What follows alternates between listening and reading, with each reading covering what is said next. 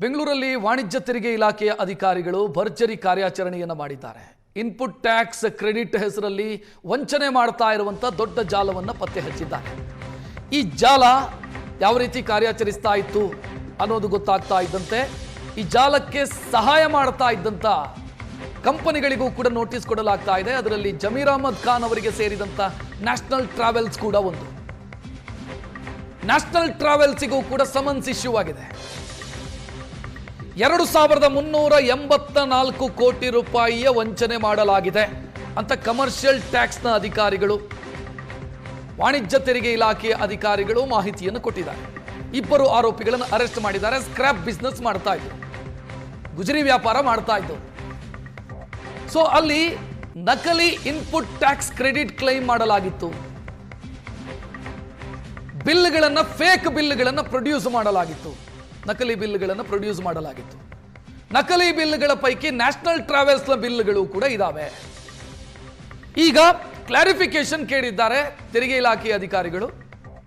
National travels ಅಲ್ಲಿ goods ಕೊಂಡು ಹೋಗಿರೋದು ಹೌದಾ, ಈ ಸ್ಕ್ರಾಪ್ ಅನ್ನ ಸಾಗಿಸಿರೋದು ಹೌದಾ ಅನ್ನುವಂಥ ಕ್ಲಾರಿಫಿಕೇಶನ್ ಕೇಳಿದ್ದಾರೆ.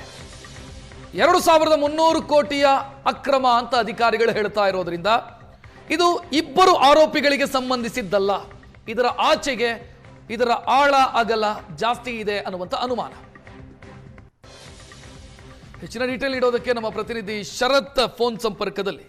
ಶರತ್, 2380 ಕೋಟಿಯ ಅಕ್ರಮ ಅಂತಂದ್ರೆ 2 ಗುಜರಿ ವ್ಯಾಪಾರಿಗಳಿಗಷ್ಟೇ ಸೀಮಿತವಾಗಿರಲ್ಲ ಅಂತ ಅನಿಸ್ತಾ ಇದೆ. ತನಿಖೆ ಬೇರೆ ಬೇರೆ ಆಯಾಮವನ್ನು ಪಡ್ಕೊಳ್ಳೋ ಸಾಧ್ಯತೆಗಳಿದಾವ? ರಕ್ಷತ್, ವಾಣಿಜ್ಯ ತೆರಿಗೆ ಇಲಾಖೆಗಳು ಕಳೆದ 2 ದಿನದ ಹಿಂದೆ ಈ ಪ್ರಕರಣವನ್ನ ಹೊರತೆಗೆಯುವಂತಹ ಕೆಲಸವನ್ನ ಮಾಡಿದ್ರು.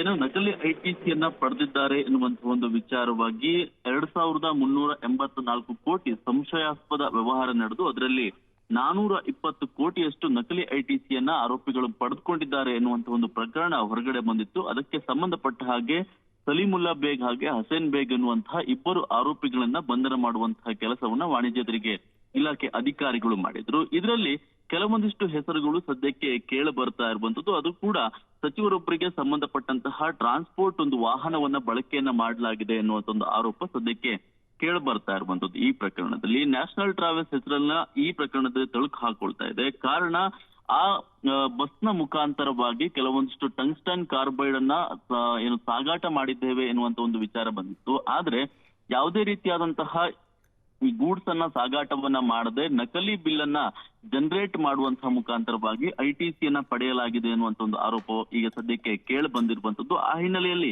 ಆರೋಪಿಗಳನ್ನ ಬಂಧನವನ್ನ ಮಾಡಿ ಸದ್ಯಕ್ಕೆ ತನಿಖೆ ನಡೆಸುವಂತಹ ಕೆಲಸವನ್ನ ಅಧಿಕಾರಿಗಳು ಮಾಡ್ತಾ ಇದ್ದಾರೆ. ಆದ್ರೆ ಗೂಡ್ಸ್ ಅನ್ನ ಸಾಗಾಟವನ್ನ ಮಾಡದೆ ಬರೀ ಬಿಲ್ ಅನ್ನ ಮಾತ್ರ ಕಳಿಸುವ ಮುಖಾಂತರ ಈ ಕೃತ್ಯವನ್ನು ಎಸಗಿದ್ದಾರೆ ಅನ್ನುವಂಥ ವಿಚಾರದಲ್ಲಿ 15 ದಿನಗಳ ಒಳಗಾಗಿ ಇದಕ್ಕೆ ಸಂಬಂಧಪಟ್ಟಂತಹ ಉತ್ತರವನ್ನ ಕೊಡಬೇಕು ಅಂತ ಹೇಳಿ ಆ ಟ್ರಾವೆಲ್ಸ್ ಕಂಪನಿಗೆ ಸಮನ್ಸ್ ನೀಡುವಂತಹ ಕೆಲಸವನ್ನ ಸದ್ಯಕ್ಕೆ ಅಧಿಕಾರಿಗಳು ಮಾಡಿದ್ದಾರೆ.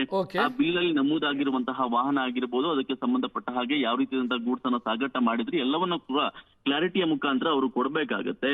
60 ರಿಂದ 70 ಗೂಡ್ಸ್ ವಾಹನದಲ್ಲಿ ಈ ರೀತಿಯಾದಂತಹ ಗೂಡ್ಸ್ ಸಾಗಾಟ ಆಗಿದೆ ಎನ್ನುವಂತ ಒಂದು ಆರೋಪ ಕೇಳಿ ಬಂದಿತ್ತು. ಸದ್ಯಕ್ಕೆ ಸಂಬಂಧಪಟ್ಟ ಹಾಗೆ ಈಗ ಆರೋಪಿಗಳ ಬಂಧನವನ್ನ ಮಾಡಿದ್ದಾರೆ, ಸಮನ್ಸ್ ನೀಡಲಾಗಿದೆ. ತನಿಖೆಯ ಬಳಿಕ ಇದರಲ್ಲಿ ಯಾರ್ಯಾರು ಭಾಗಿಯಾಗಿದ್ದಾರೆ ಸದ್ಯಕ್ಕೆ ಕಂಡು ಬರಬೇಕಾಗಿರುವಂತದ್ದು. ರಕ್ಷತ್, ಧನ್ಯವಾದ ಶರತ್ ಮಾಹಿತಿಗೆ.